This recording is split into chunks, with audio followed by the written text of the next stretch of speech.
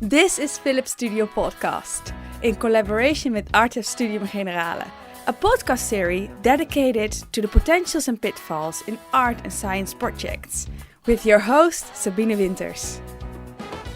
I think as a scientist, it's really important to let go and accept what the artist is making of it. But for me, the most fun thing is that actually something is happening. The Bio Orchestra is a project of Philips Studio's Tom Kortbeek and plant physiologist of the University of Wageningen, Sander van der Krol. Together, Sander and Tom explored the capabilities of plants to make music. Based on the knowledge and methods of the Wageningen University, Tom developed a plant orchestra by translating growth data into sound. This interdisciplinary project researched the applicabilities of both art and science. In this podcast, we are going to listen to the actual music made by the plant orchestra, but even more so to the process development of the orchestra itself. First, let's listen to Sander. He will explain to us what happens in the Arabidopsis plant, the plant that is used for gene research. So I have all these movies of these plants that show activity of genes on the inside. And basically it just shows, okay, the plant lights up and it goes down, it goes up, it goes down. And for each gene that is slightly different, or there's a little bump here and a bump there. And if you look at that on the screen, and I, for instance, change the conditions, then something changes in the intensity. But that's very difficult to see in the video. Mm-hmm.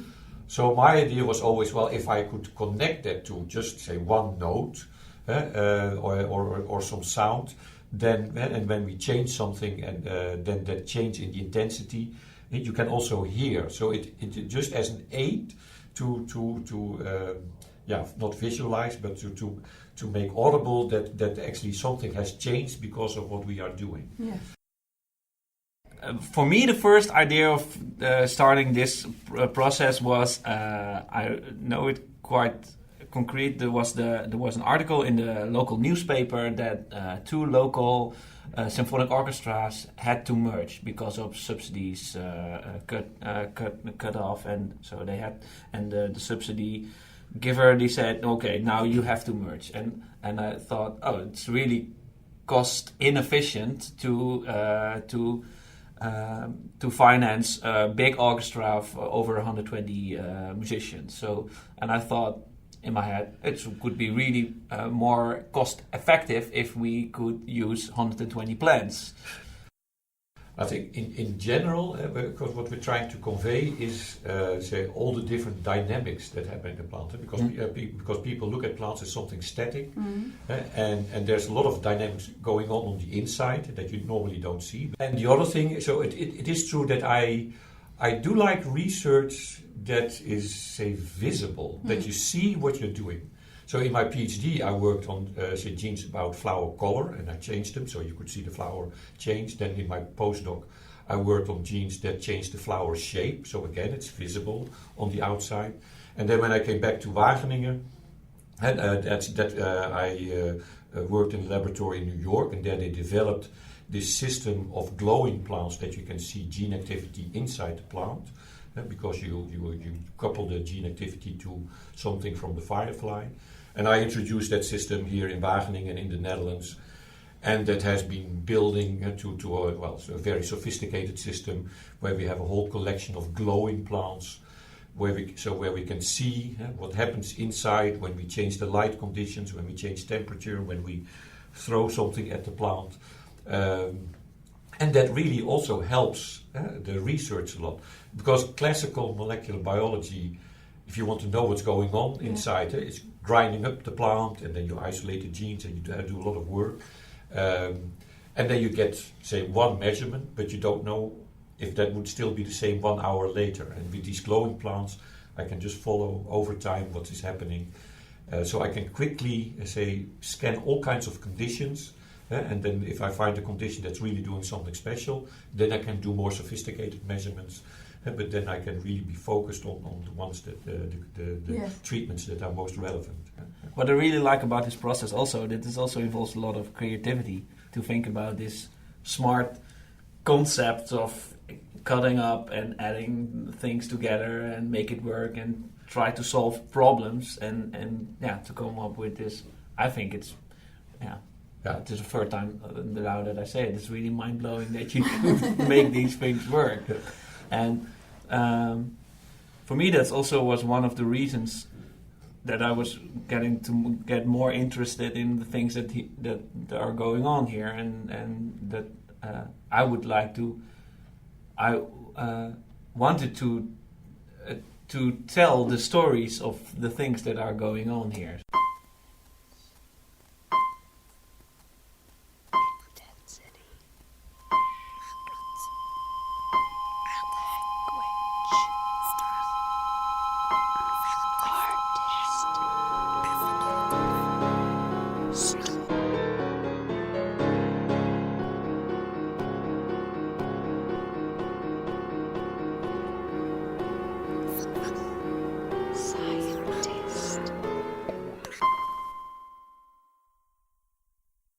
Alright, we're now in front of the installation that we made, and what we see before us is 3 panels, which contains the speakers, the plants, and the sliders and the knobs.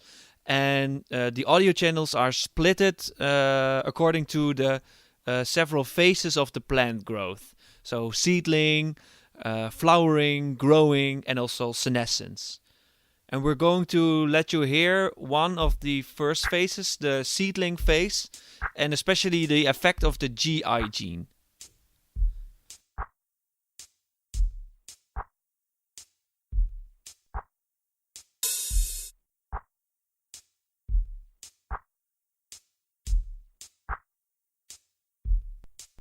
I think music is a very nice tool, besides the thing that it's my discipline to work with, so that I always use music to do something. It doesn't have to be concrete, it can also be an abstract story, but what's the story that you want to tell? And like Sander already said, showing a plant graphic into sound is not really a story or something. So it's not, then you can say, it sounds like the graph, right, and what's next? So it's really practical. So it's not you cannot feel it, you cannot sense it. So I was really struggling with that on the first thing. So I had a couple of struggles. So that was the first struggle. So what do we want to tell the people?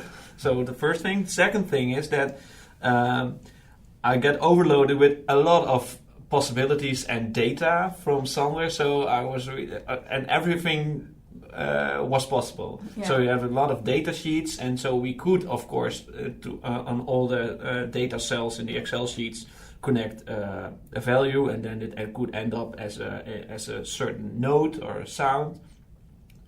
But if everything is possible, what choices do you make? So you have to decide what choice you have to make. You have to create a framework. Yeah, you have to create a framework. So it also involves a lot of experimenting to find the right framework. And so we tried to solve the second problem first by making an installation, because it's also always also good to show the experiment. Then also you can get people involved, and then it becomes real, and then you can make it into a next step. So we first made some kind of an installation. We call it Bio Orchestra, and it's a plant orchestra, so you can play several lines that we developed from the several stages of there are roughly 4 stages of the life of an Arabidopsis plant, and you can play it, and you can hear it, and you can add also the effects of a gene, because we made audio effects based on the gene reactions of the plant. Yeah. So, and then you can really assemble the lives of an Arabidopsis plant, and really and for us it was one way to show what we've already been doing, and also it was a way of starting the experiments with Falk. He's the composer of those lines. Because still the end result is making an Arabidopsis symphony, but it's a very big process, and so we really had to establish this framework. So then we solved the second problem, but the first problem, what do we want to tell with this, wasn't still being answered. So and I thought about it a lot, and I'm still thinking that the most interesting thing is that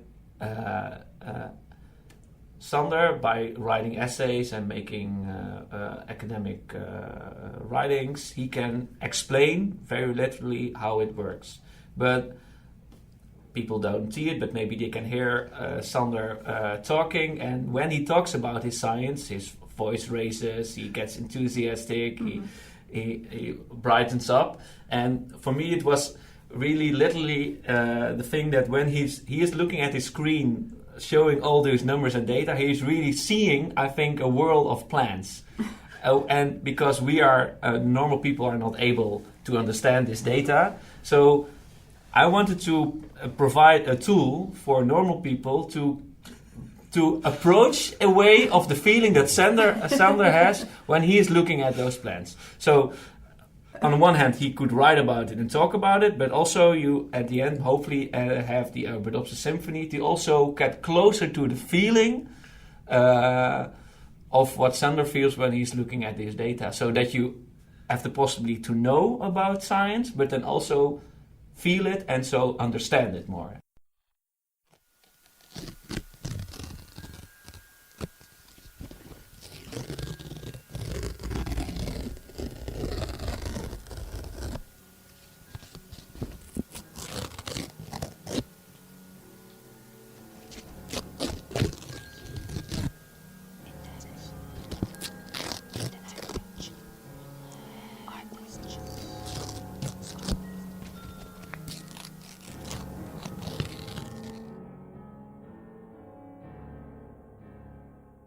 What is often an extra challenge in interdisciplinary projects is that all disciplines involved have their own language.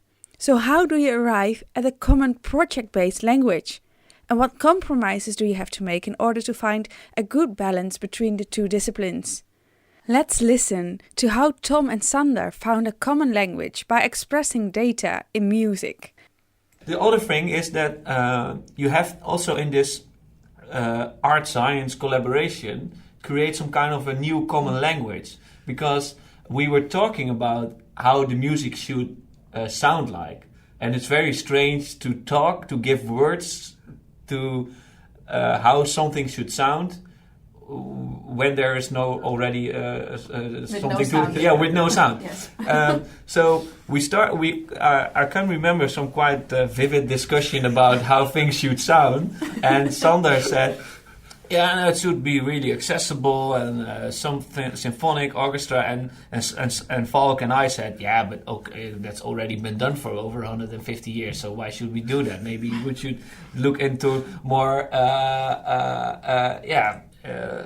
new things into music and also push this boundary a bit forward." And we had some very, like I said, very outspoken discussion about it. But then afterward, at the end, we started to giving each other some examples of what we're trying to say to each other. And we found out that we were meant the same. And we were talking about different words about the same composer, Tandoon. Really? And we were both having about the same thing. And so I liked it. At the end, I liked it very much, because this was a very clear example of that we used different words for the same thing, but we were starting from another context and another discipline and trying to give words to something that we don't know yet, and finding out that we're, in essence, we're trying to say the same. Yes. Because initially the ideas kind of developed together, and part of it has also to do with that I like classical music, I like orchestral music. Yeah. So I was really aiming I wanted this with an orchestra. And then I had the nerve to even suggest at some point that it would be nice if the music would be accessible. Yeah, that was a bit. And I think, but at the end I felt like, no, yes, I would like that. And I think it would help also for an audience when they experience it, that it's not just interesting, but that was also a bit related to, say, another derivative of the project that it could also end up in some kind of, say, a product that people could perform it in different occasions. And if it's something that is both interesting but also at some point nice to listen to, then it's easy. Then it will be easier for people to pick up than when it's say less accessible in music. But at the end, also there, I told myself no. They have to decide what to do. I say, and when I feel necessary, I say what my opinion is. But then they know, and then they do. If they feel it's a sensible remark, they will pick it up. And if not, for me, it's just as fine. Because for me, it's actually the same motivation that Tom says. For me, it's important that the artist keeps going and keeps being interested. The main thing is to be able to let go. Because at the end, because that's also in the bad awards, but also in the follow-up, at the end, it's an art project. It's also a lot of the finances was realized from art subsidies, and that's always, I think, should be the main thing. And I can have my own opinion about what I would like, and especially in the beginning on paper, you can fantasize a lot, and things on paper very quickly become very spectacular. Yeah. But at the end, it needs to be manageable, and I think as a scientist, it's really important to let go and accept what the artist is making of it. But for me, the most fun thing is that actually something is happening. Okay. And my secret agenda of just having some sound illustrating my science.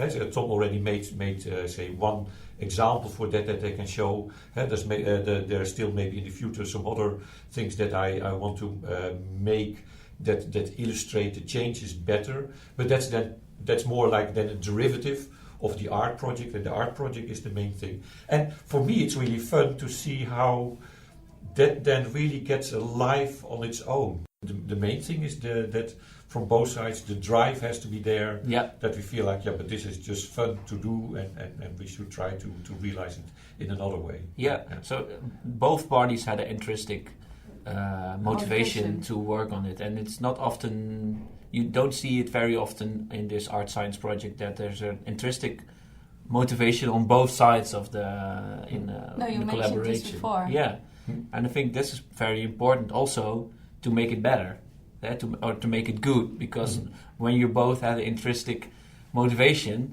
then you also both have a sometimes different view about the project, what the project has to be and has to end up with, and so that's cool. Then you can have a good discussion of what it should be, because you have a scientific goal and the other one has an artistic goal, and then you can build a good project, and then it can be better. What I find interesting about, Sander already mentioned it, what the end goal now is to create a Arabidopsis symphony, which can be played by a human symphonic orchestra, and we do a small premiere in the Netherlands at the end of the year of this year. It's the goal now, but at the same time we create a toolkit for other orchestras around the world, and which is very adaptable in size, so that also the piece can be played by them around the world, so that we don't have to organize it on our own, but that we can send it, or orchestras that are connected to some kind of university can buy the piece, or can ask us to send them, and they get a toolkit which houses the score for all the instrument parts that are in the orchestra, but also gives more insight in the background of the research and the process of the art piece, but also in the research of the Arabidopsis plant. And what you hear right now is the rhythm of the gene, because the GI gene is some kind of a clock gene which regulates the day-night rhythm of a plant.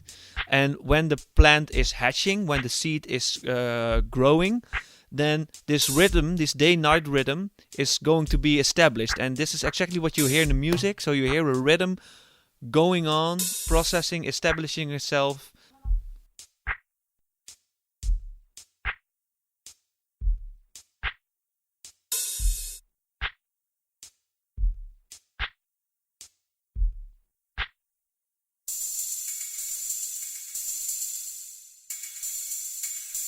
And this is a totally different phase, the senescence phase. So that's the phase of the plant where it's going to die. It's going to dry out. The function of the plant is ended. And this is also what we're hearing in this GI gene then, because the rhythm is fading away and it's making room for the death of the plant.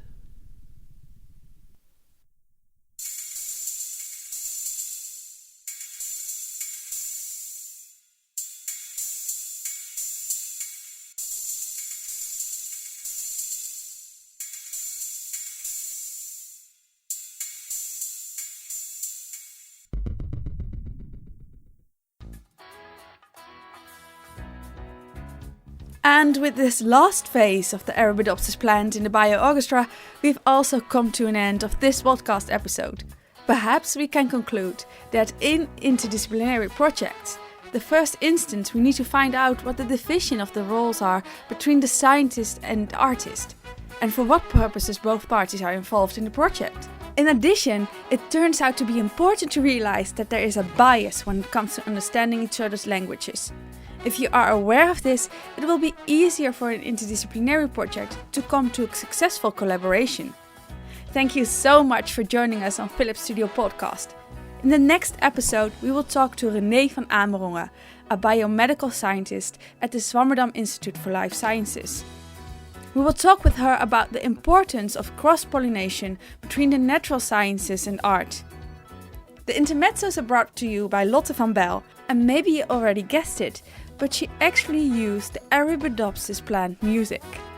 The music you're hearing now in the background is created by Raad van Toezicht, the song Snake, and is also used in the intro. For more information about the Bio-Orchestra project, visit phillipstudios.com.